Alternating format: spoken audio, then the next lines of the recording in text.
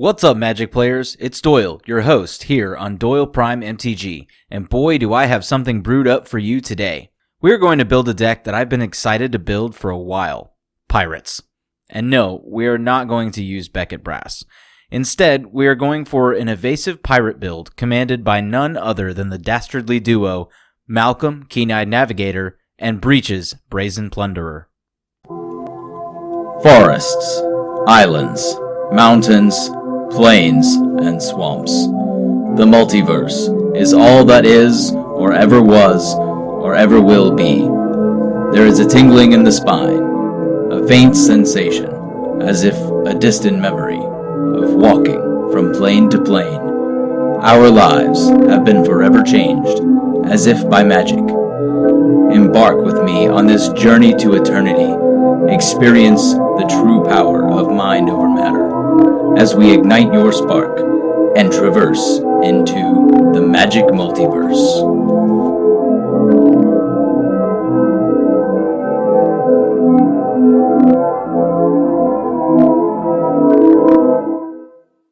With Malcolm and Breeches, we will not be hurting for value, as we can gain both ramp and card advantage from this pirate pair. This will be a moderately paced pirate tribal build, focusing on hoarding treasure to cast your opponent's spells off the top of their libraries and pillage them to death. Malcolm, Keen-Eyed Navigator, costs 2 and a blue for a 2/2 flying pirate that has, whenever one or more pirates you control deal damage to your opponents, you create a treasure token for each opponent dealt damage. This is going to generate insane value for us as we hoard up our treasure for some big blowout turns. Breeches, Brazen Plunderer, costs 3 and a red for a 3/3 pirate with menace that has, whenever one or more pirates you control deal damage to your opponents, exile the top card of each of those opponents' libraries. You may play those cards this turn, and you may spend mana as though it were mana of any color to cast those spells. This is going to give us a bit of an expansion to our pool of available resources, taking them straight from our opponent's libraries. With stolen mana and stolen spells, what more could you want from a horde of pirates?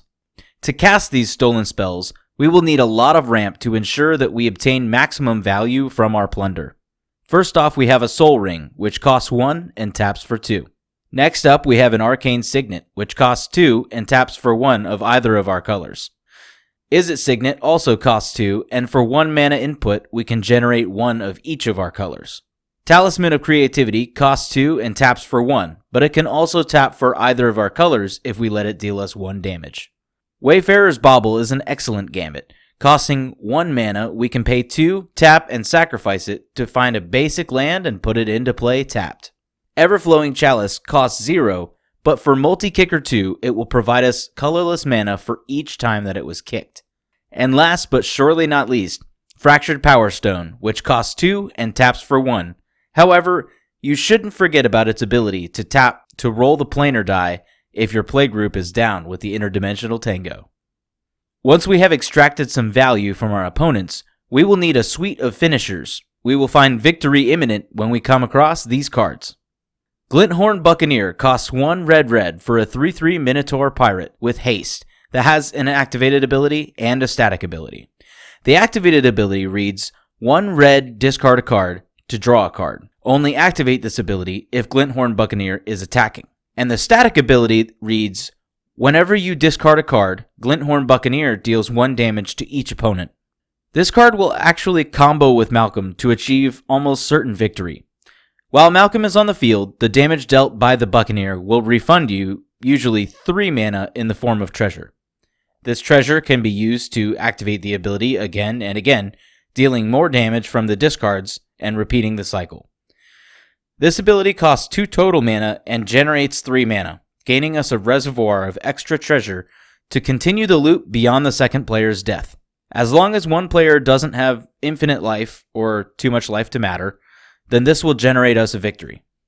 In the case that one such player does have too much life to count, we will include Stoneforge Masterwork to beef up one of our commanders for a large amount of commander damage. For 1 mana, we get an equipment with Equip 2, and equipped creature gets +1/+1 for each other creature you control that shares a creature type with it. Since we will have many pirates on board, we can always swing away evasively with Shared Animosity. For 2 and a red, we get an enchantment that reads, whenever a creature you control attacks, it gets +1/+0 until end of turn for each other attacking creature that shares a type with it. With a mass amount of evasive pirates, we will be sure to drop our opponents overboard. As a failsafe, we can hoard up 8 or more treasures to sneak a win with mechanized production at our upkeep. Next, let's take a look at where the treasure map is taking us, drawing cards. Treasure map is an artifact that costs 2 mana and has 1 tap, scry 1. Put a landmark counter on treasure map. Then, if there are 3 or more landmark counters on it, remove those cards, transform treasure map, and create 3 treasure tokens. Also, when it transforms, it becomes a land that can add a colorless mana, but it can also tap, sacrifice a treasure to draw us a card. This not only fixes our card draws for a time, but it turns into a land that draws us cards. Vanquisher's Banner is an artifact for 5 mana that buffs the creature type of our choice by +1/+1, and also draws us a card whenever we cast a spell of that creature type. Quicksilver Dagger is going to enchant a creature we control and give it tap. This creature deals 1 damage to any target, draw a card. This will also allow us to turn one of our creatures into a card draw engine that will also generate us extra treasures and or plunder. While these next 2 cards won't necessarily draw us cards unless, of course, Breeches is in play, we will also be including Viridian Longbow and Sorcerer's Wand to help us generate more than 3 treasures / impulsive draws each turn. Mystic Remora and Rhystic Study are 2 popular EDH card draw enchantments, each drawing us cards while our opponents take certain casting actions. The Remora will not last long as we will not always have the mana to keep it around, and do not necessarily have an alternative way of keeping it around. Rhystic Study, however, will easily bait removal while almost always drawing us 1 or more cards in the process. Winds of Change and Windfall are some flavorful wheels that I've decided to include.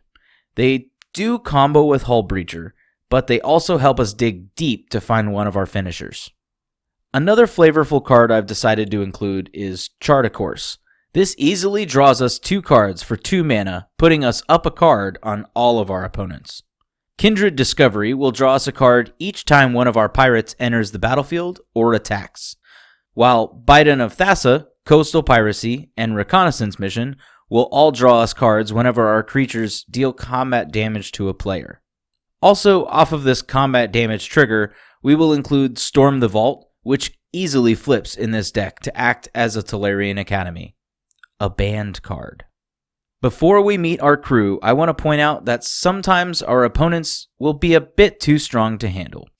I run rather light removal in this deck, since it is more focused on winning in a flavorful fashion. However, there are 3 specific spells that I just couldn't cut. Chaos Warp is Versatility Incarnate. It costs only 2 and a red, and reads, target permanent's controller shuffles it into their library, then reveals the top card of their library. If it is a permanent card, that player puts it onto the battlefield. This can warp something of ours, even a treasure, to attempt to cheat mana cost or ramp us. This can also remove opponents' threats, but beware of what the chaos breeds. Lookout's Dispersal is often a counterspell for 1 and a blue. That kind of value cannot be ignored. There are many counterspells one could include in this deck, but this is the one that stuck with me. And of course, Cyclonic Rift. If you do not have one, it is nowhere near necessary.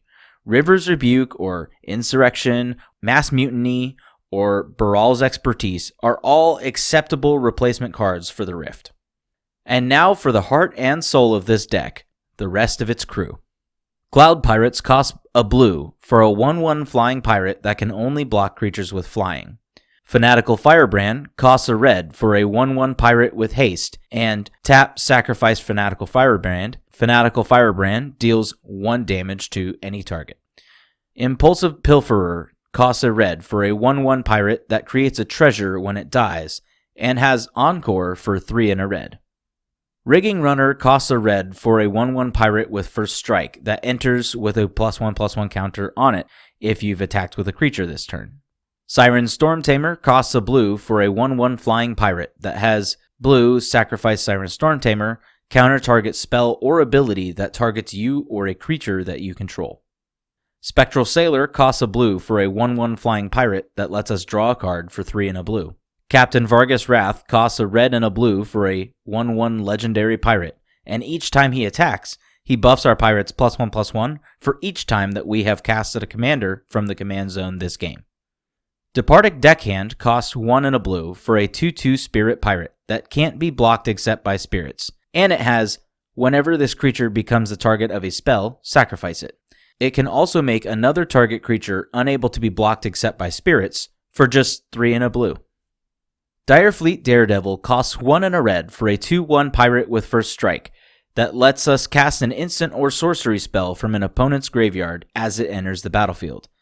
This will be great for a bit of mid-game ramp or even to exact revenge through removal. Kari Zev Skyship Raider costs 1 and a red for a 1/3 pirate with first strike and menace that creates a monkey token to help her attack. Skyship Plunderer costs 1 and a blue for a 1/1 flying pirate with when this creature deals combat damage to a player, for each kind of counter on target permanent or player, give that permanent or player another counter of that kind. The combat damage ability here is incidental and not part of the focus of this deck. Stormfleet Swashbuckler costs 1 and a red for a 2/2 pirate with Ascend, and this creature has double strike as long as you have the city's blessing. Talos Explorer costs 1 and a blue for a 1/1 flying pirate that gives us a peek at an opponent's hand as it comes into play. Talos Scout costs 1 and a blue for a 1/2 flying pirate. Timestream Navigator also costs 1 and a blue for a 1/1 pirate that has Ascend, and 2 blue, tap this creature and put this card on the bottom of its owner's library. Take an extra turn after this one. Activate this ability only if you have the city's blessing. Warkite Marauder costs 1 and a blue for a 2/1 pirate with flying that has, whenever this creature attacks, target creature defending player controls becomes 0/1 and loses all of its abilities until end of turn. Coastline Marauders costs 2 and a red for a 0/3 pirate with trample that upon attacking gets +1/+0 until end of turn for each land defending player controls. It also has Encore for 4 red. Hull Breacher costs 2 and a blue for a 3/2 merfolk pirate with flash that has, if an opponent would draw a card except for the first one they draw in each of their draw steps, instead you create a treasure token. This is an expensive card, and it is not at all necessary. However, it does provide quite a bit of ramp as well. In the same spirit, Dockside Extortionist costs 1 and a red for a 1/1 pirate that creates X treasure tokens when it enters, where X is the number of artifacts controlled by your opponents. Yes, these cards are powerful. Yes, they are expensive. If you don't have them, the deck runs perfectly fine with a couple of extra evasive pirates or even some pinger enchantments like Hermetic Study or Fire Whip. Lightning Rig Crew costs 2 and a red for a 0/5 pirate that pings each of our opponents for 1 each time that it taps. It can even untap itself when we cast a pirate spell. This can set us up for some big, splashy turns. Protean Raider gives us a copy of one of our pirates for 1 a red and a blue, so long as we attacked with a pirate this turn. Siren Lookout costs 2 and a blue for a 1/2 pirate that explores as it enters the battlefield. Slippery Scoundrel costs 2 and a blue for a 2/2 pirate with Ascend that can't be blocked if you have the city's blessing. Stormfleet Sprinter costs 1 a red and a blue for a 2/2 pirate with haste and unblockable. Talus Warrior costs 1 blue for a 2/2 unblockable pirate. Azure Fleet Admiral costs 3 and a blue for a 2/2 pirate that grants us the monarchy upon entering the battlefield, and that also cannot be blocked by creatures the monarch controls. This will give us the monarchy to start and a mechanism to take it back. Crimson Fleet Commodore costs 3 and a red for a 5/2 pirate with trample that also grants us the monarchy upon entering the battlefield. Emberwild Captain costs 3 and a red for a 4/2 pirate that grants us the monarchy upon entering the battlefield. It will also discourage our opponents from trying to take the monarchy from us, as it deals damage to any attacking opponent equal to the number of cards in their hand. Dreamcaller Siren costs us 2 blue for a 3/3 pirate with flash and flying that taps down up to 2 target non-land permanents as it enters the battlefield. Fathom Fleet Stormjack costs 3 and a red for a 4/3 pirate that, upon attacking, deals damage to the player or planeswalker it's attacking, equal to the number of artifacts that we control. He also has Encore for 5 and a red. Merchant Raiders cost us 3 and a blue for a 2/4 pirate with, whenever Merchant Raiders or another pirate enters the battlefield under your control, tap up to 1 target creature. That creature does not untap during its controller's untap step for as long as you control Merchant Raiders. Coercive Recruiter costs us 4 and a red for a 4/3 pirate with, whenever Coercive Recruiter or another pirate enters the battlefield under your control, gain control of target creature until end of turn. Untap that creature. Until end of turn, it gains haste and becomes a pirate in addition to its other types.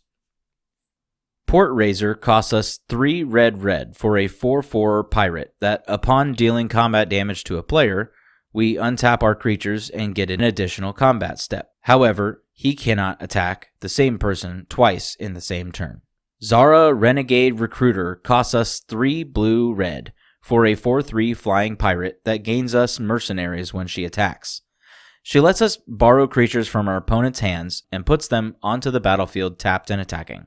Of course, we will give them back, but will they survive? Finally, for flavor, I had to include Dargo the Shipwrecker. So often in this deck, he is just a 7/5 trample pirate for only a red mana. He does not combo unless he is in the command zone, but I chose to go with Breeches for fun, flavor, and consistency while staying somewhat on a budget. The mana base in this deck is pretty straightforward. We will include Madblind Mountain to keep our deck randomized. Sometimes this is just what you need to get out of a land pocket or to find one. Rishadan Port was an easy add, and is a flavorful way to take care of someone's Gaia's Cradle or Cabal coffers. Nykthos Shrine to Nyx is going to give us a large influx of mana, allowing us to have plenty of fuel for our plundered spells. Izzet Boilerworks helps to keep our land drops on curve, producing 2 mana while bouncing a land for us to play later. Valakut Awakening / Valakut Stoneforge will offer us the option to play a wheel spell instead of the land. Command Tower, Exotic Orchard, Steam Vents, Sulphur Falls, and Training Center will provide a suite of dual lands that will keep us on curve. And lastly, we will run 15 islands and 9 mountains. If you enjoyed this video, feel free to hit that like button and also share it with your friends. If you want to see more videos like these or hear me ramble about how to navigate this magic multiverse, go ahead and click that subscribe button to stay up to date on the latest from me, Doyle Prime, and the happenings throughout Magic the Gathering. Thank y'all for watching, and I'll see you all next video.